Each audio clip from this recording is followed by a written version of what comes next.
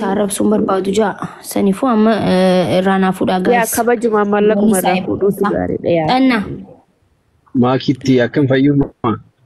fayyami jirta xanna. Xannaa obboleessa ilkaan jirra. Fayyumaa jirtu nageessanii. Dansaa. Maakii siillaanni amma sammaarra kanaan dura Naallaanne jechuun naallaanne akkasii silkii isaa waan hunda jijjiiratee jira ijoollee isaa eebboota isaatillee nuti kana booda keessaa harkaan qabnu jaan. Wanti akkaawuntiin isaa irra cufatillee hin jiru. Ilmoo isaatiif birthday kun sargii fakkaatu godhaa hin jiru. Hai. Ndee maallaqiyaan happy birthday godhata inni. Anas taa'ee eeshii nyaadhaa inni achi happy birthday maallaqiyaan godhata. Hayyaa badaboo. Al-sadii bilbilee fi aankoorri bilbila kun aan kaasu. Garuu namni itti dhiyaatu yookiin isteessa namni biyya inni jiru yoo jiraate namni itti dhiyaatu suutuma jeeti gaafachiifadhu. Wayyu. Hin gaafachiifadhu. Maaliif jennaan gaafachiise saayibee isaa kan lubbuu jechuun kan walitti dhiyaatan gaafachiise saayibni isaa sun sanoo anaanuu saayiba si galee jidduu mucaan cinqamee jechuun hanqa xiqqaa irraa fuudhee mucaan hanqa xiqqaa irraa fuudhee dirqeen irraa fuudhee titi hanqa xiqqaa akka irraa fuudhee jechuun. An maakii kana booda waan si kabajuu fi dubbii tana keessaa baheetiin jira. Maal laayikii gootan waan hin beekne naasee naas jalatti nama meeqaan gaafachiisee jechuudha. Barreesseetii fi gizee mee gaafachiisee aslan naa haa bilbiluu mee anuma haa ilaal. Xanna anaaf haa bilbiluu jee ni beekta. Ni beekta xanna akkam keessaan gaafachiisees. Nan beeka. Nan beeka kanaaf ታውቃለህ በውስጥ በኩል ስንት ሰው እንደላኩበት ክብር ይበልጣል ብዬ እንዳከበርኩትም ታውቃለህ። በዛ ላይ ደግሞ ስንቴን የደወልኩለት ስልኩንም ቀየረ። ቢያንስ ከቸገረው እንኳን ችግር የለውም እኔ ልተውለት እችላለሁ። ግን ለምን እኔን አያናግረኝም? አዲሱ ስልኩ ካለ እኔ አወራዋለሁ። ችግር የለውም። እኔ ስልኩ የመጀመሪያው ስልክ አይሰራም ሲጨመርም እሱ የለም። አኑ ሲሰዲት ያለ ቴክስት ይዝ ጎዴፊን ትሬ ቲክቶክ ሁንደራ በዲኤቹ ቲክቶክ ሁንተ ጅጅረቴ ይሄን እዩ ችግ አኔ በራከሚ ኒ በይታ አጠና ሙጫን ኩኒ ሃዬ ረከቴ አጉድራ ማኒ ነው በደኒ በይታ ሜቢ ያው ቦንሳኒ ኒ በይታ ነመነመ ቀርቃሩ ሌዳ ዱጋ ነቹን አለ ወለለ ዱጋ ኢሳውን ደብሱ የቹ ረቢኒ ሌነን ዲሱ ዋንቴ ነመ ኦሮሞትሌ ዶራለ ኩማ ዶራ ዲበሽን ነመነመ ቀርቃሩ ነመሌንጨ ኩዳኒ ሌ ጆሌ ዴሜ ተበቺሱዳ ነመነመ ቀርቃሩ ነመነመ በረዳ አበቱዳ Hayyee maybe namni nama qarqaaru kun guyyaa takkallee ifii isaatiif rakkatu danda'a jeetiin hanqaarraa isa obsee jechuudha. Kunoo Facebook irratti gizeen arku ilmoo lama qabanii sadi godhatanii kunoo birthday ajaa'iba kan kabajatanii. Wayii maakii. Waan rakkatee jira jeetaa hojjetu wallaahi. Wayi suuta inni haasofsiisna dhugaa amma chaansii tokko laadhuu fi innis yookiin nagaa yookiin kutamee waraabamees isa qaqqabuu danda'a.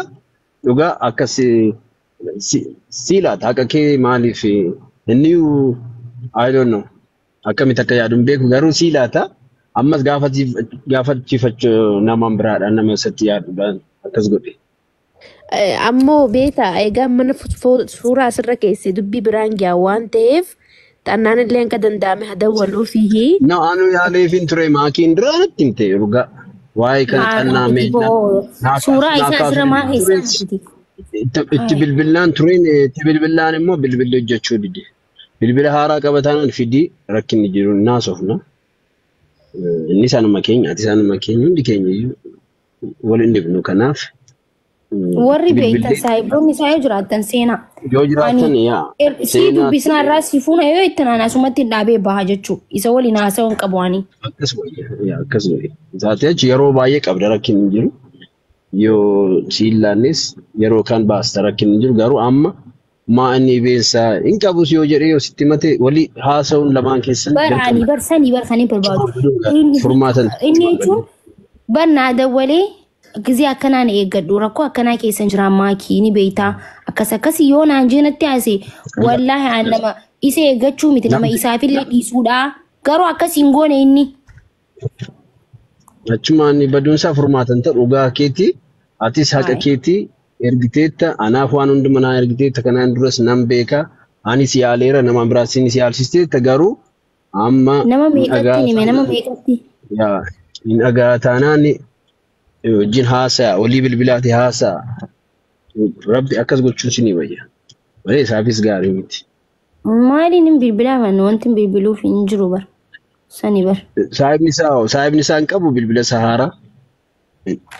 Hin kaasu yoo naan bilbileef. Amma akka gootu maakiyyeen sirraan beekuuti lakkoofsa saahiba isaatii san xannaa kenni xannaan isatti akka footoo maxxansamee ture itti himuuti akkasii kennan goosisi. Illee gaarii. Akka kanatti hin ta'in suuteettanii haasaftanii lamaan keessan dhugaan sinja akkuma itti kenniteetti. Ansilaa suuraa isaa kana bar waan arraatii miti bargaayis yoo hanqana isin eegi hanqana kana maaliif taate eedanii jetta wallahi waan arraatii miti bar maaliin.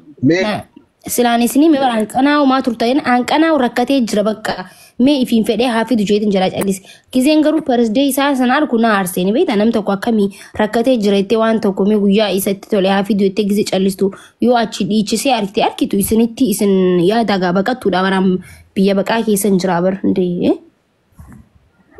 bika gaarii taanii maallaqa namaatii yoo badan bika gaarii taanii maallaqa namaatii yoo badan maal nama dhagaama hundee.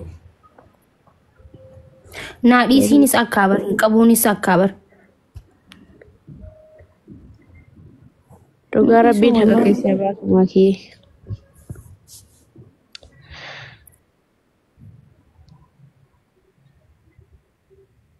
Xannaa namayyuu bilbiluu deeme natti fakkaate.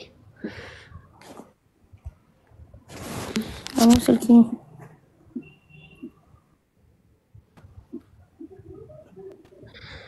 Assalamualaikum. Kam jirtu? Waalaikumsalam. Maal sirraa fuudhee makii koo boonsaan? Maallaqa irraa qaba. Itti kennitee moo? So siif hin deebisu ree? Siif hin dubbisu sirkaa badee? Ni harkaa badee ture erga badee. Hin jira bara akkaawuntii biraan. Sireesii yoo ta'e ittiin barreessaa akkaawuntiin ittiin jiruun. Arkitanii mi guys? Dhugumarraa haasaa hojjirtu urgoo. Akkaawuntii biraatiin ni jira mi? Nan dubbisaanii qoe akkaawuntii wayiitiin jira. Nan dubbisaanii qoe irratti jira ta'e dubbisee nan gaafadhaani. Dubbisiin. Osoo rakkoon hin dhufin. Xannaa deebisi maakiyee.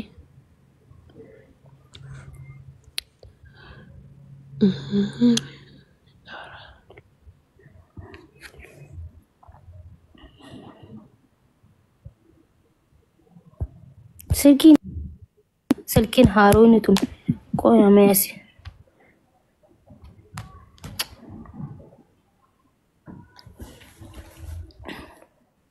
Bilbila natti galee sorry.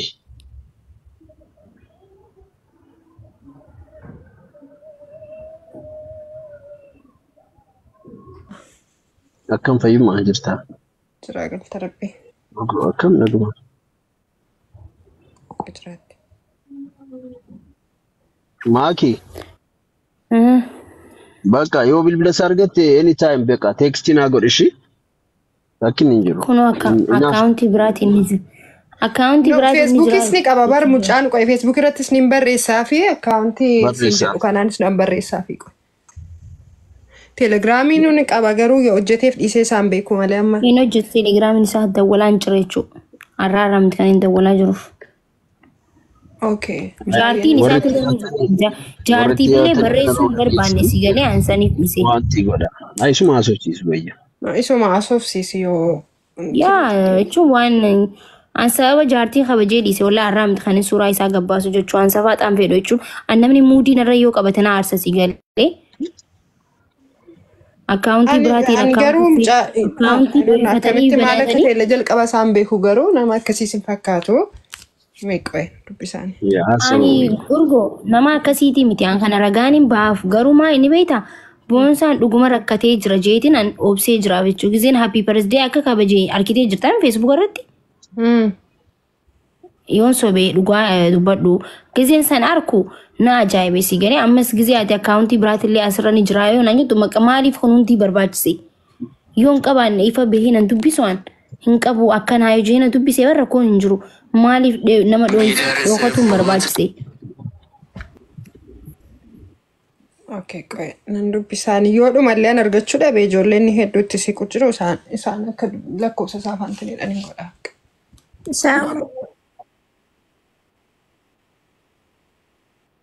Naa ergi amma dalagarra hin jira. Bilbila isallee dubbisuun barbaadu.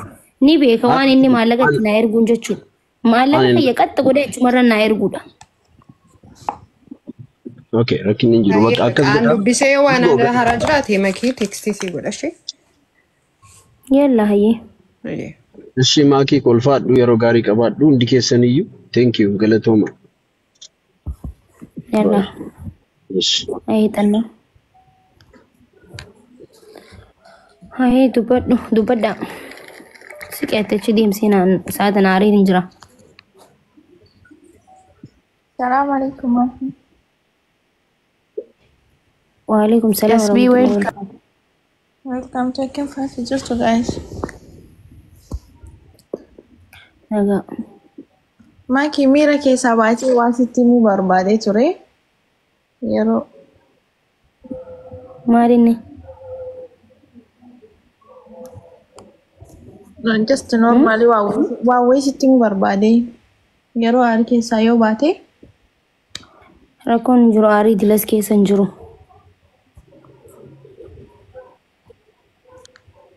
Maaliif? ani qoosaan illee ni taphadha garuuyyuu maal akka godhe hin beeku beektaa ka ummuseena taphachiisaa ture asiifa taphachiisaa ture normally akkanumatti jechuudha. Akkuma si taphachiisu jechuudha. Kazaan cadhistee haatiif haatee cadhis.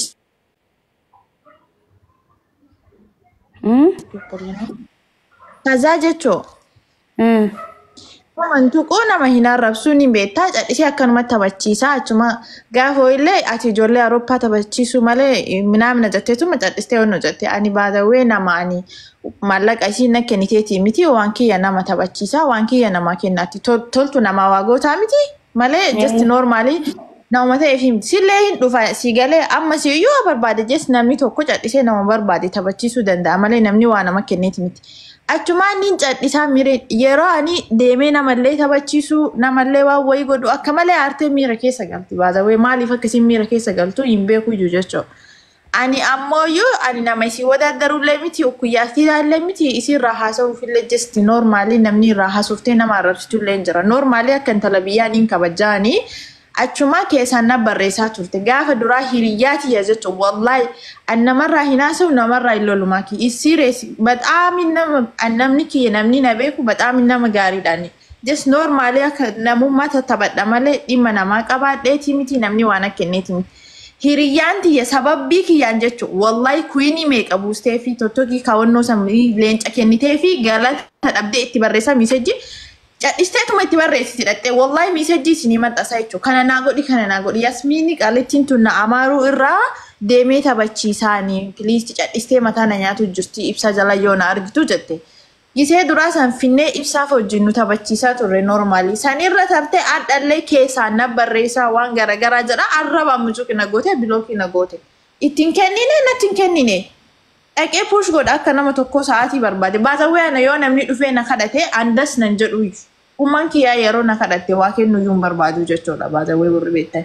An normaalii taphachiisaa dhimma biraa walitti hin qabnu wanti isiin safaaxaa gootee wanti isii haasoftu naan taane hiriyyaa keetii itti himi yoo isiin kanarra jidde wallahi an gabbaaseetti hin arrabsaa.